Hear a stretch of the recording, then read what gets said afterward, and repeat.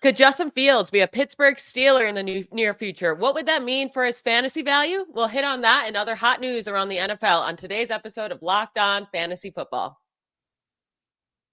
You are Locked On Fantasy, your daily NFL fantasy podcast. Part of the Locked On Podcast Network, your team every day.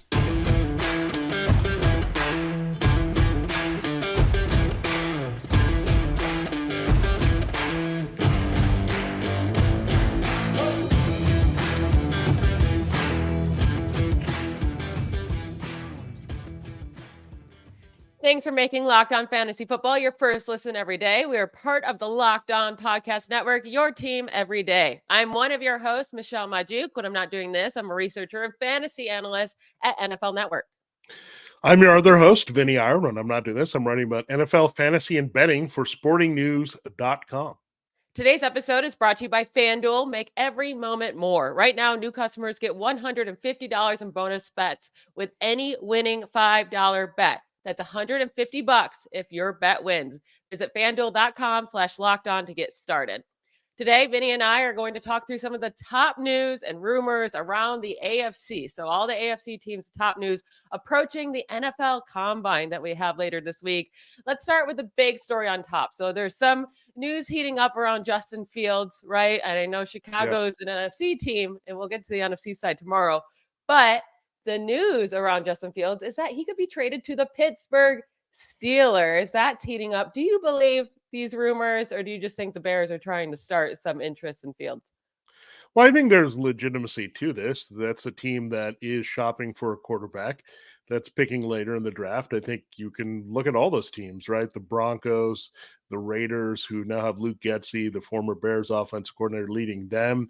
We know the Steelers are now led by Arthur Smith, who likes a mobile quarterback and now has a shot to potentially get Justin Fields if he's not happy with the situation regarding Mason Rudolph, who's a free agent, and then Kenny Pickett. Are they giving up on Kenny Pickett this quickly? I know Mike Tomlin behind the scenes has said he loves Justin Fields as type of player that he could put in his offense, especially because they want to run the ball and be a run-heavy team, have Justin Fields play off Najee Harris, look to maybe upgrade the offensive line as well, and get it rolling. I mean, they just got rid of their center, Mason Cole, who was a big weakness. So, look, this team could be reinventing itself a little bit and trying to get that formula going where, to them, Fields represents a big upgrade, right? I mean, he can make plays.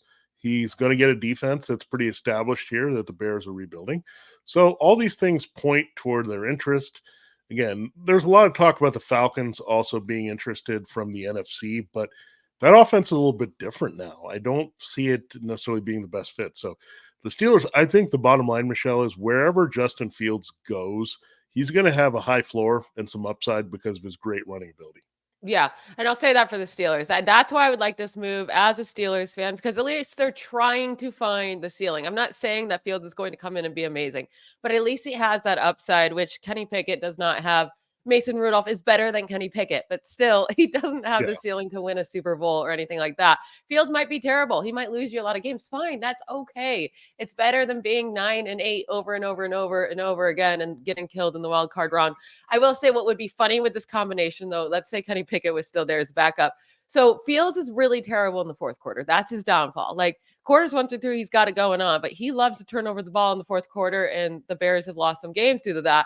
And the only time Kenny Pickett can play is towards the end of the game. So it would be a funny combo there. Maybe they have Fields play the first 3 quarters and bring in Pickett for the last. I know that wouldn't happen, but that would be very interesting for Fields there. And for fantasy, I don't really know if it upgrades him, right? I think it would be the exact same as the fantasy points would be inconsistent, have some high games, some low games. I don't see it being all too different from his points with the Bears.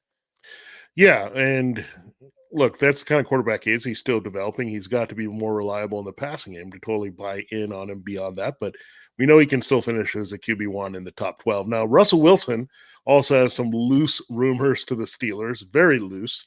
At this stage, basically the Steelers are rumored to going after any quarterback that might be available. But Russell Wilson recently went on the I Am Athlete podcast with former Broncos wide receiver Brandon Marshall. He was all over the place. He complained about his contract and how they wanted him to take an injury clause out of it. Then he was talking about winning 2 more Super Bowls, not necessarily in Denver. He wants to go somewhere where he's respected, but he could also finish with the Broncos. So I think what Russell Wilson was doing is covering all his bases, getting prepared for any situation that might come about to make sure he's not the bad guy, right? I mean, Russell Wilson in this situation has been perceived as that. I think going back to when he kind of played himself out of Seattle, that's also been in play. But there was also talk that Russell Wilson might play on a minimum salary just to be where he wants to be. Like, there's all kinds of weird stuff with Russell Wilson, but then it was a wide range of outcomes, I think, that are on the table here from, oh, yeah, they're going to work out a deal to keep him to, oh, no, they're done. They can't work out something. So I don't know where you're leaning, Michelle, but in terms of his fantasy value, I'm not sure where I want Russell Wilson at this stage because he's really messed it up here in the last 2 years.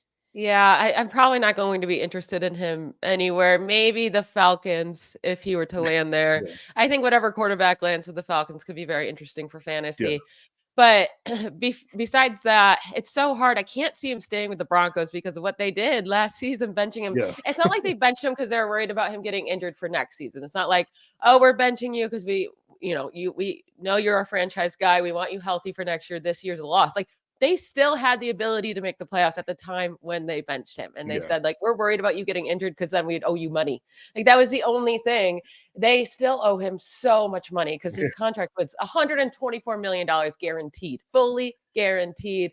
They gave up 2 top 10 draft picks over the last 2 drafts, plus players, plus more picks. Like, they've sunk in so much into this, but yeah, I mean, he hasn't really changed anything for the Broncos. They've averaged under 19 points per game with Russell Wilson. So over the last 2 years, and I'm not saying that's Russell Wilson's fault, but he hasn't carried them to anything. Like, he's not carrying this team on his back. He's not doing anything special. So I do think they might just eat that money and move on. Well, yeah, and this is one of the few quarterbacks in the league that can afford to play for the minimum salary. I mean, he's going to make it sound like a sacrifice, but between him and his wife, they got plenty of money. He can kind of dictate his own terms now, right? To say, I want to go to a situation. I want to kind of reinvent my career, get the narrative back on track. So we'll watch with Russell Wilson, but he's just not appealing in fantasy. Now, we know Joe Burrow is going to be appealing in fantasy, and we have our first franchise tag. It's on his key receiver here, T. Higgins. Not surprising here because they had the cap space to do that. At the same time, it looks like they're going to move on from Tyler Boyd. They could be looking at an upgraded tight end. Many of the mock drafts have Brock Bowers potential there. And then offensive tackle could also be in the mix for the Bengals. So this is good news, I think, early for Joe Burrow, Michelle. Definitely great for Joe Burrow. That's huge for him, huge for his fantasy value. I also think it's good for T. Higgins. I know people want him to go to a spot where he can be a true wide receiver 1, and he's not going to be able to do that with Jamar Chase. But Jamar Chase opens up so much, right? And I said last week on our bounce back episode, T. Higgins was my bounce back wide receiver for next year. I think last year had so much to do with all the injuries around the team. Joe Burrow and then T. Higgins himself dealt with multiple injuries, playing through a fractured rib too in the games with Joe Burrow. Like, I just throw away last year. He only played 80+% of the snaps in 6 games last year. And that's not a super high number for, like, T. Higgins with his talent caliber, and then how much he'll be making this year as well. Like, he's going to play 80 to 90 plus snaps every game, as he should be. But in 4 of those 6 games where he was out on the field for most of the game, he scored 19 plus points in 4 of those 6 games, had a 29-point game, 25, 22, 19. This is full PPR. And then the other 2 games, they were terrible, 4 points and 0 points, but he did have 8 targets in both of those games. He had 8 targets in all of those games, by the way, all those 6 games, 8 plus targets. So, like, he's heavily involved. I think so much of last year just had to do with Burrow's injury and then Higgins' injuries. Yeah, I like the fact that they move around Jamar Chase and T. Higgins quite a bit, and they could reinvent this offense a little bit where T. Higgins kind of plays the big slot, right? They bring in, like, maybe a big possession guy for the outside and change it up. And then Higgins, we know, has been really good at running routes in the slot when they do that because he gets a mismatch with his size. He can post up. The big slot has actually been pretty good for him. So this offense could be a lot different. It could be a lot more explosive if that third guy is a youngster that can stretch the field, or even a veteran, right? They can do that a little bit more. Then it opens up space for Higgins underneath, Jamar Chase. So there's a lot of possibilities. Tyler Boyd has been reliable as a slot. but we know his cap has been there. He's not a player that's going to go off at any time. So when you pivot to T. Higgins inside, you could potentially open up more things, especially if you go after a tight end in the draft. Yeah, absolutely. So T. Higgins got the franchise tag, but we got news that Josh Jacobs will not be getting the tag. So where would we like to see him? We're going to dig into all of that in just a moment. Get buckets with your first bet on FanDuel, America's #1 sports book, because right now new customers get $150 in bonus bets with any winning $5 bet. That's $150 if your bet wins. Bet on all your favorite NBA players and teams with quick bets, live same game parlays, exclusive props, and more. My favorite player prop for tonight's slate of games for NBA is the Heat Bam Adebayo to have over 36.5 combined points, assists, and rebounds against the Sacramento Kings. To get in on that action, just sign up at fanduel.com/lockedon and get $150 in bonus bets with any winning $5 bet. Visit fanduel.com/lockedon and shoot your shot. FanDuel, official sportsbook partner of the NBA. All right, so Josh Jacobs, he's going to be a free agent. Doesn't seem like the Raiders are going to use the franchise tag on him. Jacobs already showed last year he didn't want to play on that anyways. But at the same time, if I'm the Raiders, I'm not paying up for Josh Jacobs. I'm not using the tag on him. It's been inconsistent performance from him his entire career, a huge 2022. But besides that, he's been just another guy. So they can find a replacement for him. But where do you think would be a good landing spot for Josh Jacobs? Yeah, I mean, where you look at Josh Jacobs' skill set, I mean, it's not exactly what the GM Tom Telesco was used to. He had Austin Eckler with the Chargers, so they might be looking for a more dynamic back, has a little bit of explosiveness, can get involved in the passing game. Josh Jacobs is a pretty good protector there of the quarterback and a pretty decent pass catcher, right? He led the league in yards from scrimmage, not just rushing, just a couple years ago. But You know that he's never caught a touchdown? yeah, He has 0 receiving touchdowns in his career. So yeah, wild. that's What not his yeah. game, really. And I think they need a little bit more dynamic play. I think Zamir White looked good last year down the stretch. I mean, they gave him massive volume and he responded. And Georgia backs in the NFL do pretty well here. So you can move on and pivot. And why not save that money if the Raiders? You got a lot of needs. You got to go after a quarterback.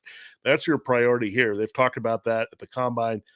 That's the thing they're looking at most, Michelle. They want to fix quarterbacks, and they're not going to be too interested in what they do at running back. But the Cowboys have come up as a fit here for Josh Jacobs because you look at his style of running, I think it would complement Tony Pollard. We said Pollard might be better if he's a change of pace and can be explosive and catch passes and take that pressure off Jacobs. So I think he's actually better in a committee. I think you can also consider maybe where former Cowboy Ezekiel Elliott is a free agent in New England. That might not be a bad combination between him and Ramondre Stevenson, who's a little bit explosive as well. So I think there's a lot of possibilities, but I don't know, Michelle, if you're going to see Josh Jacobs in that workhorse role again here. I think it's going to be kind of a 60-40 at best split wherever he goes.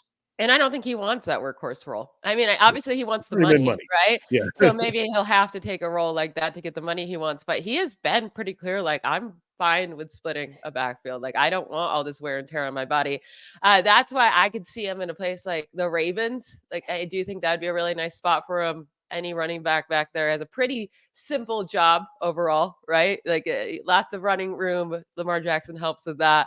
And they don't ask you to be too involved in the passing game, and they won't overutilize you too much so that you're not getting too much wear and tear on your body every season. So I do think that'd be a nice landing spot.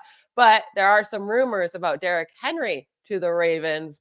How do you feel about that? Because that would be pretty sick. And as a Steelers fan, I wouldn't like it because I don't want to see Derrick Henry back there. Stopping Lamar Jackson to Derrick Henry, even though Derrick Henry's getting older, still sounds like a nightmare, a complete headache. Yeah, this seems like a very Derrick Henry-like move. I mean, the Titans are going to open up their passing game, move on. I think they're ready with Tyjae Spears. They're not so far too interested in committing to Henry in this new offense with Brian Callahan. So he's not feeling confident he's going to return. I don't think any of us expected him to return. Now, the Ravens don't have any plans right now to re-sign Gus Edwards, according to reports. But Edwards is just a guy, right? He's just a complimentary power back. He happened to have double-digit touchdowns last year, but he's not anything special, and neither is J.K. Dobbins. Well, J.K. Dobbins can't stay on the field. The one thing we know about Derrick Henry, even with his wear and tear, he's taken a lot of hits and had a lot of volume, but he can stay on the field, especially if you take a little pressure off them. I think they're going to have to get another back here, maybe a bit of change of pace. Maybe they're happy with Keaton Mitchell and him playing that role if he's healthy, or even Justice Hill, that they can play on special teams and give him a few touches here. But Derrick Henry and the Ravens would be scary. I don't think it'd be great for the value of Lamar Jackson, because you get a lot of touchdowns probably taken away, but Henry would be in a great spot. I could see a scenario where it's weird. He runs for like 950 yards as a Raven, but scores like 12 TDs. Like, I could see that develop here in this offense. But yeah, Derrick Henry and the Ravens is actually a betting favorite right now. If you can find those odds wherever overseas, he's the betting favorite now to be a Baltimore Raven. So that would be scary. I mean, Lamar Jackson, Derrick Henry, you got two Heisman winners in the same Especially around backfield. the goal line. I don't know how you defend that. I No, don't know that'd how be you defend. difficult. You got to worry about Mark Andrews too. I mean, Yeah. I don't know how you stop this. And again, the Ravens are also looking to upgrade their offensive line a little bit more. So yeah, I mean, if they're stronger up front and you have the passing game opening up, and Derrick Henry has these great running lanes, I mean, they have good interior linemen with Tyler Linderbaum. So inside between the tackles, I think it'd be a great fit. And if Derrick Henry is in Baltimore, I think we're going to be all in on that, I think, as an RB1. Yeah, absolutely. I mean, that would just be such a good landing spot for him. That's where he needs to go. And it makes sense because I don't think he's going to be too pricey. Like, I think at this Yeah. point, he knows no team's really going to pay He's up looking for a for ring. him. Yeah, exactly. And the Ravens could give him that. So I like that landing spot in terms of fantasy football, not as a Steelers fan. That terrifies me. Last piece of news here in this second segment, Anthony Richardson for the Colts, rookie quarterback last year. Didn't get to see him play all that much because he hurt his shoulder. But he's throwing again. So that's Yeah, good that's good. news. He's on track to be just fine for this upcoming year. And then Michael Pittman Jr., he's a free agent, but the team can franchise tag him. And it does seem like they're going to use that tag on him, which I think they should. And I think this is a really nice spot for him to stay for fantasy as well. He's accounted for a league high 27.5% of his team's receptions since 2021. So no one else has seen a higher percent of their team's receptions over the last 3 years than Michael Pittman Jr. In full PPR, you can't. That's just wonderful. You love that. Yeah, the biggest thing you need for Michael Pittman, if you correlate Shane Steichen to the Eagles and what they had, in a weird way, I think Michael Pittman is more than Devonta Smith. He's a technically sound guy that's going to get open all over the field.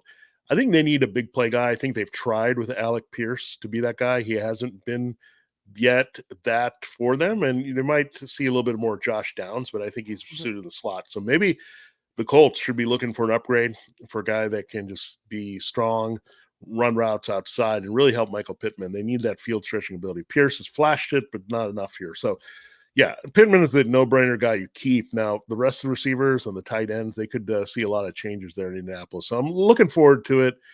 No matter what happens, I think they're going to really focus on improving Anthony Richardson's passing weapons here to make sure they're in line with what he can do after they've seen him for a little bit in his rookie season.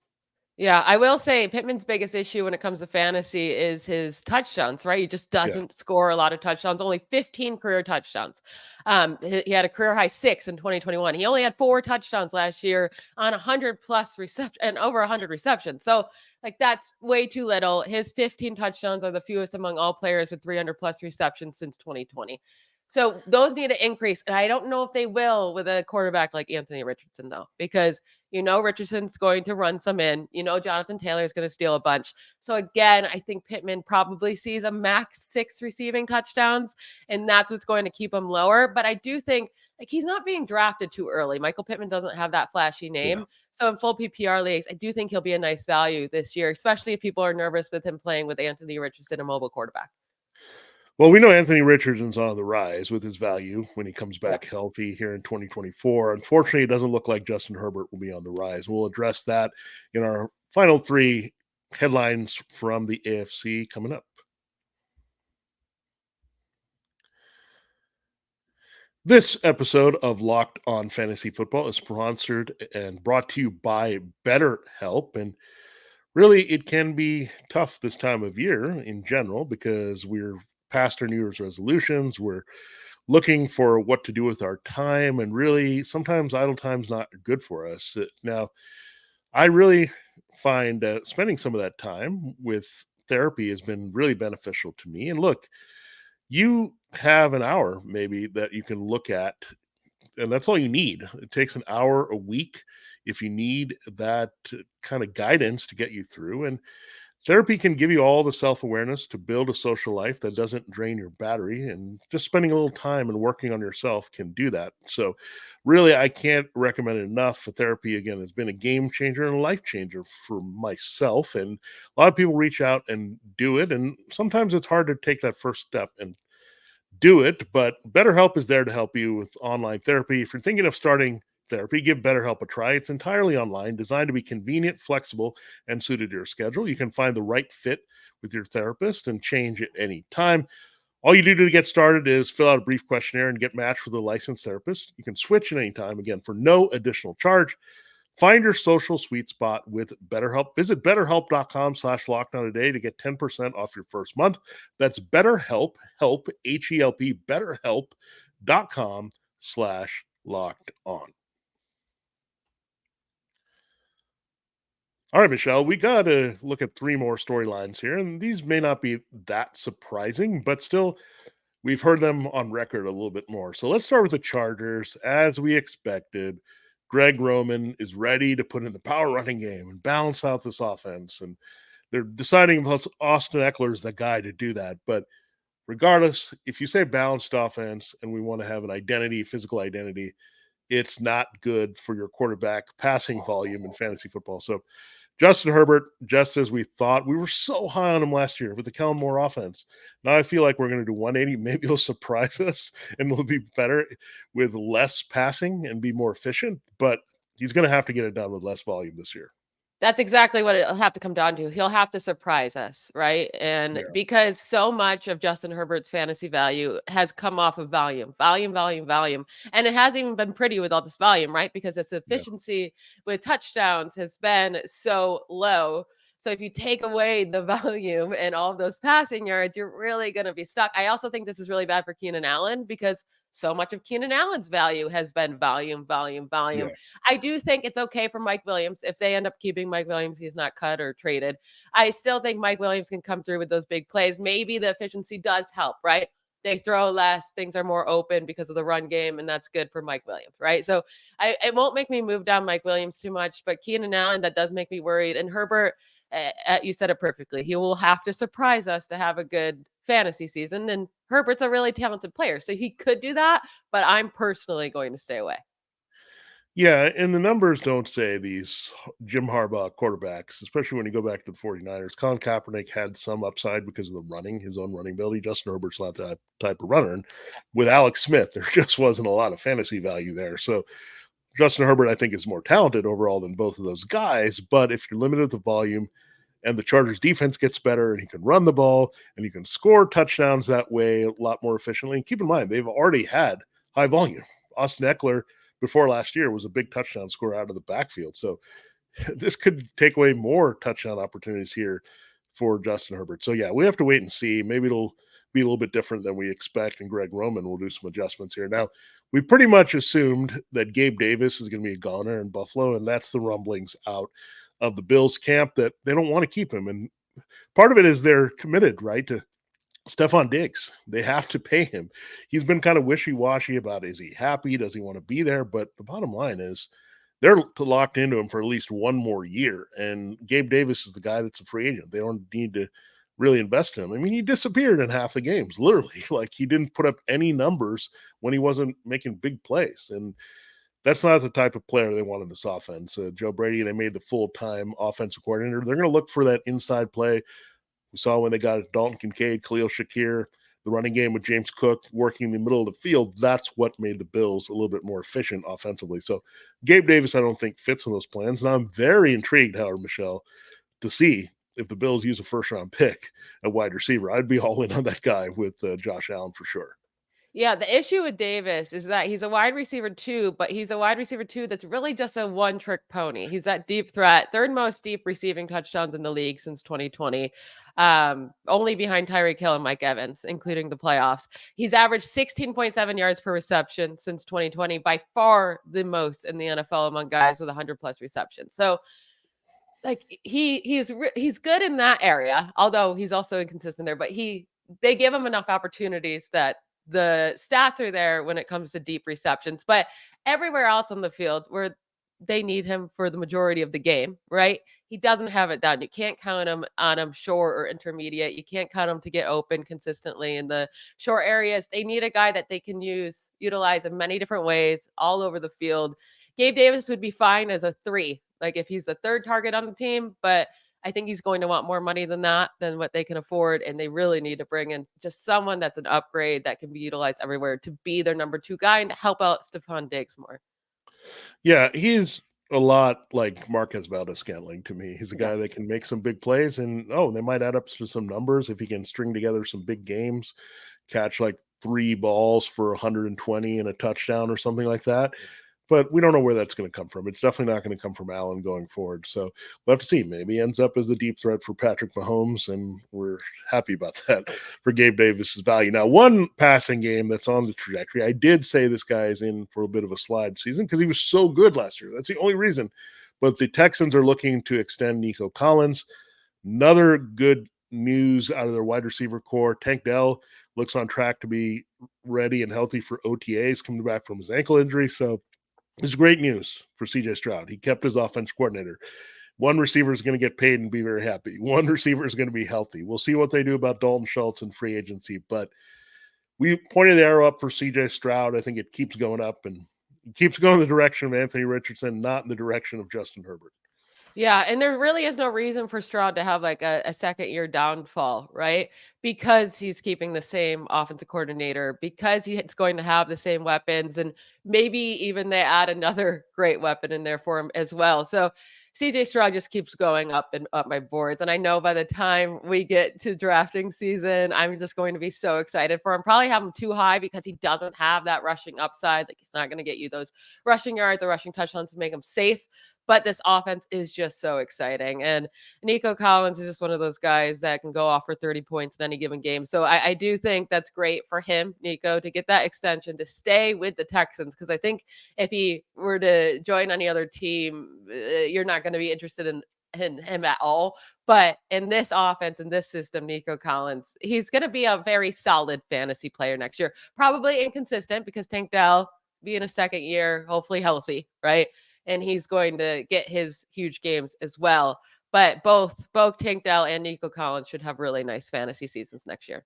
Yeah, I think a fair comparison here for a quarterback, and we almost can get as excited about him as Joe Burrow, I think, at this stage. I mean, what's the difference? I mean, they're both Yeah. passing quarterbacks. I think Burrow maybe gives a little bit of running juice that Stroud doesn't provide, but he can score. He's not dead back there as an athlete. He can move around and do that as well. But I want to see what happens when he has Collins and Dell completely healthy for an entire season, because we know what that's done when Chase and Higgins have come through there. If you have those two receivers, or even just now, we saw Brock Purdy with Deebo Samuel, Brandon Ayuk, and George Kittle. When all those key weapons are healthy, I want to see what that quarterback does. And we know typically if that's the case, I think it's through the roof. So I love everything about this. No change in offense, upgrade, and keeping the weapons intact. So I'm really excited for what CJ Stroud could do. And this is really good news for him on that receiving front. Yeah, I'm so excited for this Texan season. I think that this could be one of the most exciting offenses in the league next year, and will give us a lot of fantasy goodness. So we always love that. That is it for today's show. Thank you to all for making Locked On Fantasy Football your first listen every day. Every dayers, Vinny and I will be back tomorrow discussing the biggest news and rumors around the NFC. Don't miss it. Bye, y'all. See you.